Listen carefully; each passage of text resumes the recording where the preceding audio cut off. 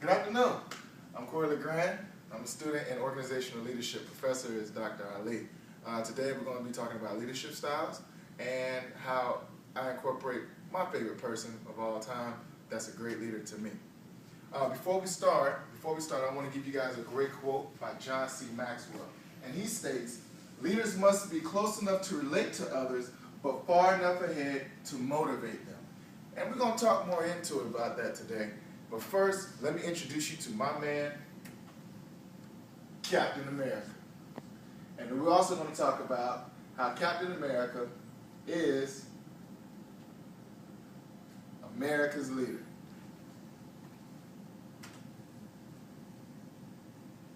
Now, a lot of you probably are wondering, who is Captain America?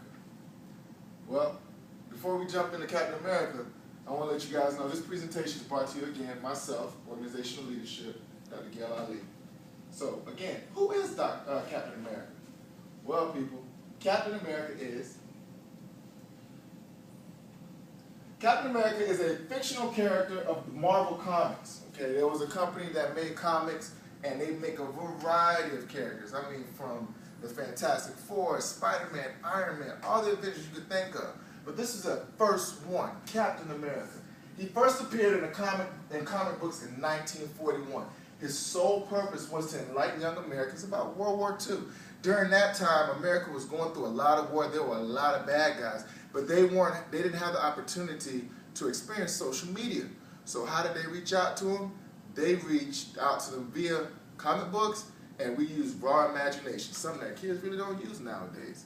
So, with that being said, this was a time during where televisions were limited to households, which made it possible to see images of the war. So with limited availability for televisions, written literature flourished. This was a time when imaginations were prevalent and children read. They read magazines. Captain America served as a beacon of patriotism, something for our youth to aspire to be. His enemies were members of the Nazi regime during that time. Marvel Comics created a series of comic books that displayed conflicts that he encounters to eliminate all of his enemies.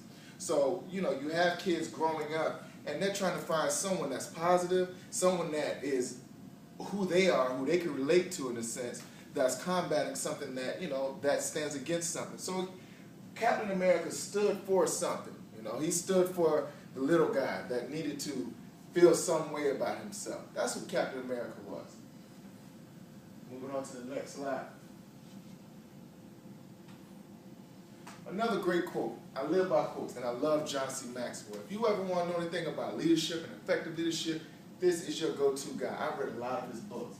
And his quote is, "The greatest mistake we make is living in constant fear that we will make one." And that's true because Captain America, to me, represents bravery. So he goes up against villains that are just tyrants, and just a raw imagination, like, how is he going to overcome this? But Captain America is not strategizing how he's going to overcome it. He's looking at it as it needs to be overcome, and he just goes right into that. And that's what I appreciate about him, and I kind of view myself the same way. Captain America.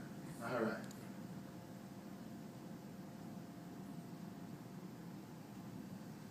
Okay. This is something that I was talking about, what I think the leadership skills are. A leader influences society, whether it be for good or bad. Most leaders have the capability to influence people to act. There are various styles to lead people. Some may lead by reducing, conversing, and just on acting alone. For instance, Captain America does not have a record of making impactful speeches such as Gandhi or Martin Luther King. He simply initiates his plan and reacts to the situation. I like to consider this reactive leadership. As a reactor, you're always planning or mapping out the worst case scenario in life, and when or if it occurs. These leaders have the ability to strategically initiate a course of action to resolve while maintaining a sense of composure. Like Captain America, I'm a reactive leader myself. While serving the United States Coast Guard for 9 years, most of my success has been properly reacting to a situation. For instance, I was tasked to lead a team of 5 on a boarding team mission to get on a vessel that was we flagged it for illegal drugs. From rigorous training and great leadership trainings that I went through, we were able to execute this mission and successfully confiscate over $500,000 worth of cocaine that could have hit our streets. Just like Captain America, we represent a pocket of society where we as members of the armed forces are considered beacons of hope.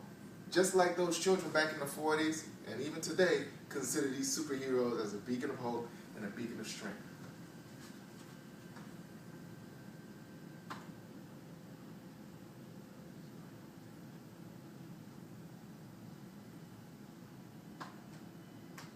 Me versus Captain America.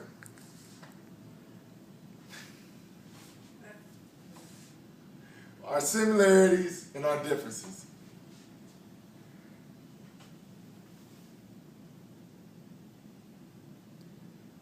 That's me. That's Captain America. Our similarities. We're both patriotic. We love our country. We love what we do. We both have a high sense of moral responsibilities. Taking care of people, taking care of those that can't take care of themselves. That's what we do. We both excel under pressure.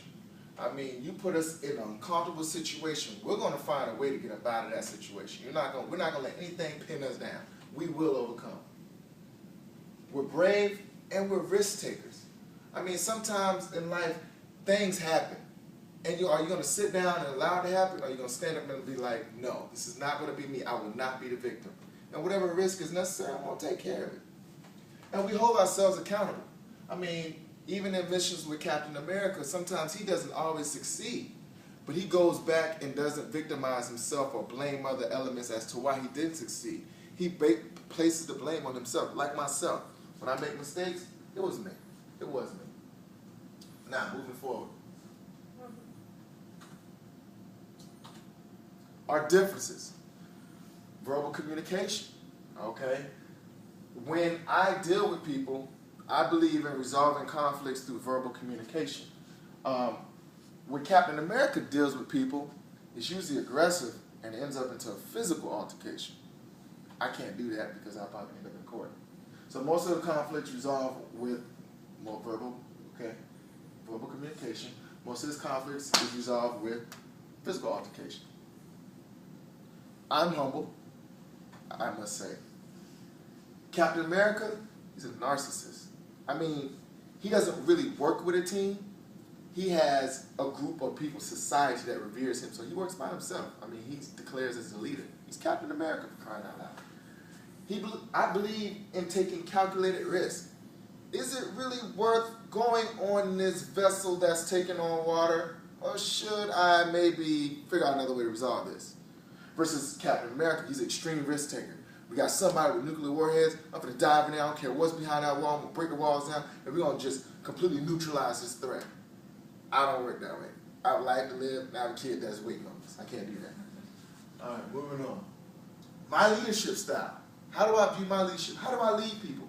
Well, being that I'm in the military, I'm a teacher out of school, and I'm a coach, I'm kind of a task-oriented leader. I like to give people tasks and tell them how it needs to be done and when it needs to be done, why. And I will even give you the specific step-by-step of how I expect it to be done, because that's just the nature of my environment. That's what I deal with. That's what I expect. That's how I make my living. So I truly believe as a leader, wherever you're placed, in whatever capacity you're placed in, that's really going to alter your type of leadership style. And like I said, I'm really task-oriented. Now, with task-oriented style of leadership, that can really be viewed as negative, like you're bossy, micromanager.